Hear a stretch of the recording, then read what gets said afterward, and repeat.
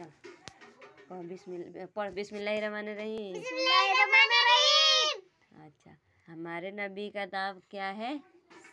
मोहम्मद कस के बोल। मोहम्मद सल्लल्लाहु ताला वसल्लम। सबसे ज्यादा केकरा से प्यार मोहब्बत कइल जाला? अल्लाह से, अल्लाह के रसूल से। अल्लाह के रसूल से। ठीक बा।